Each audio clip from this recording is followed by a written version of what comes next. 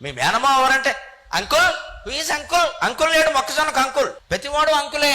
మేనమావ అంకులే, మావగారు అంకులే, మావయ్య అంకులే. లేదంటే తెలుగులో బంధాలు వేరుకోండి. అమ్మ తమ్ముడు మేనమావ. మావగారు అంటే పిల్లనిచ్చిన మావగారు, మావయ్య గారు అంటే మేనత్త మొగుడు. తేడా ఉంది. మేనమావ అంటే అర్థం మేను, శరీరం అండి. అక్కడ మేను తల్లి శరీరంతో అత్తుకుంది, అందుకే మేనత్త. ఒక తల్లికి పుట్టారు వాళ్ళు, అందుకే మేనత్త, మేన అల్లుడు, మేనమావ. మేను అంటే శరీరం, అక్కడ శారీరక బంధం ఉంది అక్కడ. అంటే అమ్మ తమ్ముడు మేనమావ. పిల్లనిచ్చిన మావగారు, ఆయన మేనమావ కాదు, మావగారు. 30 ఏళ్ళకి మన జీవితంలో ప్రవేశించారు ఆయన. గారు అనాలి, మావయ్య అనేద్దు, మావగారు అనాలి ఖచ్చితంగా. పిల్లనిచ్చిన మావగారు అంటే క్షీర సముద్రం.